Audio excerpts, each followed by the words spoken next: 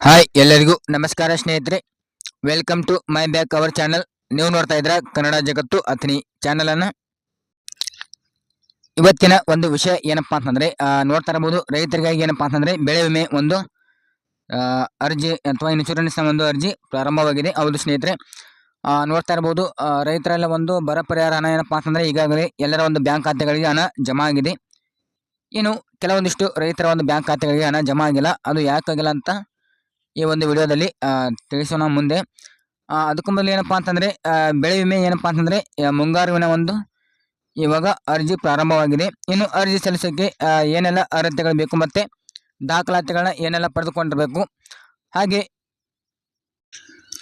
ಬೆಳೆ ವಿಮೆ ಒಂದು ಪಾಲಿಸಿ ಅಂದ್ರೆ ಇನ್ಶೂರೆನ್ಸ್ ಪಾಲಿಸಿನ ನೀವು ಎಷ್ಟು ಅಮೌಂಟನ್ನು ಕಟ್ಟಬೇಕು, ಮತ್ತೆ ನಿಮಗೆ ಯಾವ ಒಂದು ಬೆಳೆಗೆ ಎಷ್ಟು ಅಮೌಂಟನ್ನು ಪೇ ಮಾಡಬೇಕಾಗುತ್ತೆ, ಮತ್ತೆ ನಿಮಗೆ ಅದರಿಂದ ನಿಮಗೆ ಎಷ್ಟು ಏನಪ್ಪಾ ಅಂತಂದರೆ ಅಮೌಂಟ್ ನಿಮಗೆ ಎಷ್ಟು ರಿಟರ್ನ್ ಅಮೌಂಟ್ ಬರುತ್ತೆ ಅನ್ನೋದನ್ನು ಕೂಡ ಈ ಒಂದು ವಿಡಿಯೋದಲ್ಲಿ ನೋಡ್ತಾ ಹೋಗೋಣ. ಅದಕ್ಕೂ ಮೊದಲು ನೀವೇನಾದರೂ ಮೊದಲ ಬಾರಿ ನಮ್ಮ ಚಾನಲ್ ನೋಡ್ತಾ ಇದ್ರೆ ಈ ಕೂಡಲೇ ಸಬ್ಸ್ಕ್ರೈಬ್ ಮಾಡ್ಕೊಳ್ಳಿ ಅಂತ ಹೇಳ್ತಾ ಬನ್ನಿ ನೋಡ್ತಾ ಹೋಗೋಣ. ಇನ್ನು ರೈತರು ಏನಪ್ಪಾ ಅಂತಂದರೆ ಬೆಳೆ ವಿಮೆಗೆ ಅರ್ಜಿಯನ್ನು ಸಲ್ಲಿಸುವ ಮುಂಚೆ ಒಂದು ಬಾರಿ ಈ ಒಂದು ಪ್ರಕಟಣೆಯನ್ನು ತಿಳಿದುಕೊಳ್ಳಿ. ಏಕೆಂತಂದರೆ ಈ ಪ್ರಕಟಣೆ ಬಹಳಷ್ಟು ಮುಖ್ಯವಾಗಿದೆ. ಅದು ಏನಂತ ನೋಡ್ತಾ ಹೋಗೋದಾದರೆ, ಇಲ್ಲಿ ಕರ್ನಾಟಕ ಏನಪ್ಪಾ ಅಂತಂದ್ರೆ ಸರ್ಕಾರವು ಕಂದಾಯ ಇಲಾಖೆಯನ್ನು ಡಿಜಿಟೀಕರಣ ಮಾಡುವ ಒಂದು ಉದ್ದೇಶಕ್ಕಾಗಿ ಏನಪ್ಪಾ ಅಂತಂದ್ರೆ ರೈತರ ಒಂದು ಎಲ್ಲ ಒಂದು ಜಮೀನಿನ ಖಾತೆ ಉತ್ತರಗಳಿಗೆ ಆಧಾರ್ ಶೇಡಿಂಗ್ ಮಾಡುವಂತೆ ಆದೇಶವನ್ನು ಮಾಡಿದೆ. ಇನ್ನು ಎಲ್ಲ ರೈತರು ಏನಪ್ಪಾ ಅಂತಂದ್ರೆ ತಮ್ಮ ಒಂದು ಜಮೀನುಗಳಿಗೆ ಪಹಣಿ ಆಧಾರ್ ಲಿಂಕ್ ಮಾಡಿಕೊಳ್ಳಬೇಕಾಗಿ ಅಂತ ತಿಳಿಸಲಾಗಿದೆ. ಇನ್ನು ಏನಾದರೂ ನಿಮ್ಮ ಒಂದು ನೋಡ್ತಾ ಇರ್ಬೋದು ಜಮೀನು ಖಾತೆ ಅಥವಾ ಖಾತೆ ಉತ್ತರಗಳಿಗೆ ಆಧಾರ್ ಕಾರ್ಡ್ ಲಿಂಕ್ ಮಾಡಲಿಲ್ಲ ಅಂತಂದ್ರೆ ನಿಮಗೆ ಬ್ಯಾಂಕ್ ಸಾಲ ಸೌಲಭ್ಯ ಸಿಗೋದಿಲ್ಲ ಅಂತ ಹೇಳಿದ್ದಾರೆ. ಏನು ಬೆಳೆ ಪರಿಹಾರನ ಸಿಗೋದಿಲ್ಲ ಅಂತ ಹೇಳಿದ್ದಾರೆ. ಆಮೇಲೆ ಬೆಳೆ ವಿಮೆ ಪಡೆಯೋದಕ್ಕೆ ಕೂಡ ಕಷ್ಟ ಆಗುತ್ತೆ. ಏನು ಕೃಷಿ ಸೌಲಭ್ಯಗಳನ್ನ ಪಡೆಯೋದಕ್ಕೆ ಕೂಡ ವಂಚಿತರಾಗ್ತೀರಿ. ಇನ್ನು ಉಪ ನೋಂದಣಾಧಿಕಾರಿ ಕಚೇರಿ ಕೆಲಸಗಳಿದ್ರೆ ಮತ್ತೆ ಇನ್ನಿತರ ಸರ್ಕಾರಿ ಸೇವೆಗಳಿದ್ರೆ ನಿಮಗೆ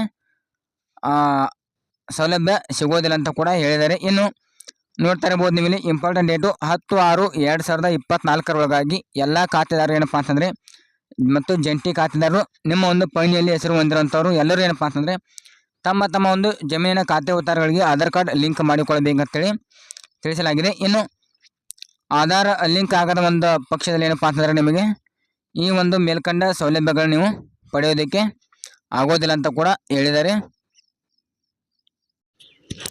ಇನ್ನು ರೈತರು ಏನಪ್ಪಾ ಅಂತಂದ್ರೆ ಸುರಕ್ಷಾ ಪ್ರಧಾನಮಂತ್ರಿ ಒಂದು ಫಸಲ್ ಬಿಮಾ ಯೋಜನೆ ಅಡಿಯಲ್ಲಿ ಏನಪ್ಪಾ ಅಂತಂದ್ರೆ ನೀವು ಯಾವ ಒಂದು ಬೆಳೆಗೆ ಮತ್ತು ಎಷ್ಟು ಅಮೌಂಟನ್ನು ಪೇ ಮಾಡಬೇಕು, ನಿಮಗೆ ಎಷ್ಟು ಸಿಗುತ್ತೆ ಅನ್ನೋದನ್ನು ಕೊಟ್ಟಿದ್ದಾರೆ 2024-25ರಲ್ಲಿ. ಇಲ್ಲಿ ಅಂದರೆ ಈ ಯೋಜನೆಗೆ ಒಂದು ಒಳಪಡುವಂಥ ಬೆಳೆಗಳಿಗೆ ಸಾಲ ಪಡೆಯುವಂಥ ಮತ್ತು ಬೆಳೆ ಸಾಲ ಪಡೆಯದ ರೈತರು ಏನಪ್ಪಾ ಅಂತಂದರೆ ಬ್ಯಾಂಕುಗಳಿಗೆ ಘೋಷಣೆಗಳನ್ನ ಸಲ್ಲಿಸುವ ಒಂದು ಬೆಳೆವಾರು ಒಂದು ಪ್ರೀಮಿಯಮನ್ನು ಮೊತ್ತ ಮತ್ತು ಅಂತಿಮ ದಿನಾಂಕ ಅಂದರೆ ನಿಮ್ಮ ಒಂದು ಕೊನೆಯ ದಿನಾಂಕ ಎಷ್ಟರವರೆಗೆ ಇದೆ ಅನ್ನೋದನ್ನು ಕೂಡ ಇಲ್ಲಿ ನೋಡ್ತಾ ಹೋಗೋಣ. ಹೌದು ಸ್ನೇಹಿತರೆ, ನೋಡ್ತಾ ಇರ್ಬೋದು ನೀವು ಇಲ್ಲಿ ಭತ್ತವನ್ನು ಪ್ರೀಮಿಯಂ ಪಾವತಿಸೋದಕ್ಕೆ ನಿಮಗೆ ಏನಪ್ಪಾ ಅಂತಂದರೆ ಪ್ರತಿಯೊಂದು ಎಕರೆಗೆ 754 ರೂಪಾಯಿ ನಿಮಗೆ ಚಾರ್ಜಸ್ ಇದೆ.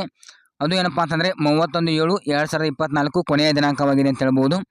ಇನ್ನು ವಿಮಾ ಮೊತ್ತ ನೋಡೋದಾದ್ರೆ ನಿಮಗೆ ಇಲ್ಲಿ 93,250 ರೂಪಾಯಿ ಸಿಗುತ್ತೆ. ಇನ್ನು ವಿಮಾ ಕಂತು ನೋಡೋದಾದ್ರೆ 2.0 ಅಂತ ಹೇಳಿದರೆ ಪರ್ಸೆಂಟೇಜು ಶೇಕಡಾವಾರು. ಏನು ಮುಸುಕಿನ ಜೋಳ ಅಂತಿದೆ ನೋಡಿ, ಅಂದರೆ ಗೊಂಜಾಳ ಅಂತ ಹೇಳ್ತೀವಿ, ಆ ಒಂದು ಬೆಳೆಗೆ ಏನಪ್ಪಾ ಅಂತಂದರೆ 64,500 ವಿಮಾ ಮೊತ್ತ ಇದೆ. ಇನ್ನು ನಿಮಗೆ ಎಷ್ಟಪ್ಪ ಅಂತಂದರೆ 522 ರೂಪಾಯಿ ಪೇ ಮಾಡಬೇಕಾಗುತ್ತೆ. ಇದು ಕೂಡ 31/7/2024 ಕೊನೆಯ ದಿನಾಂಕವಾಗಿದೆ. ಇನ್ನು ಮಳೆ ಅಥವಾ ಮುಸುಕಿನ ಜೋಳ ಅಂದರೆ ಮಳೆ ಆಶ್ರಿತ ಅಂದರೆ ಮಳೆ ಮೇಲೆ ಬರುವಂಥ ಬೆಳೆಗಳು, ಇದಕ್ಕೆ ಏನಪ್ಪ ಅಂತಂದರೆ 457 ರೂಪಾಯಿ ನಿಮಗೆ ಪೇ ಮಾಡಬೇಕಾಗತ್ತೆ.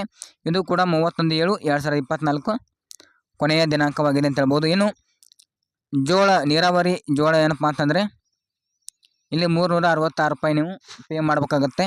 ನೆಕ್ಸ್ಟ್ ಏನಪ್ಪ ಅಂತಂದರೆ ಲಿಸ್ಟೇ ಇದೆ ನೋಡಿ ಕೆಳಗಡೆ ಎಲ್ಲನೂ ಒಂದು ಬಾರಿ ಯಾವ ಒಂದು ಬೆಳೆಗಳಿಗೆ ಎಷ್ಟು ಅಮೌಂಟನ್ನು ಪೇ ಮಾಡಬೇಕು ಅನ್ನೋದನ್ನು ಲಿಸ್ಟೇ ಇದೆ. ಲಿಸ್ಟನ್ನು ನೋಡ್ಕೊಳ್ಳಿ, ಒಂದು ಬಾರಿ ನೋಡ್ಕೋಬೋದು. ನಾನು ಹೇಳ್ತಾ ಹೋದರೆ ಸಾಕಷ್ಟು ಟೈಮ್ ಆಗುತ್ತೆ. ಒಂದು ಬಾರಿ ಇಲ್ಲಿ ಲಿಸ್ಟನ್ನು ನೋಡ್ಕೊಳ್ಳಿ ನೀವು ಯಾವ ಒಂದು ಬೆಳೆಗಳಿಗೆ ಎಷ್ಟು ಅಮೌಂಟನ್ನು ಪೇ ಮಾಡಬೇಕು ಮತ್ತು ನಿಮಗೆ ಅರ್ಜಿ ಸಲ್ಲಿಸೋಕ್ಕೆ ಕೊನೆಯ ದಿನಾಂಕ ಎಷ್ಟು ಅನ್ನೋದನ್ನು ಕೂಡ ಇದರಲ್ಲಿ ಕೊಟ್ಟಿದ್ದಾರೆ, ನೋಡ್ತಾ ಇರ್ಬೋದು.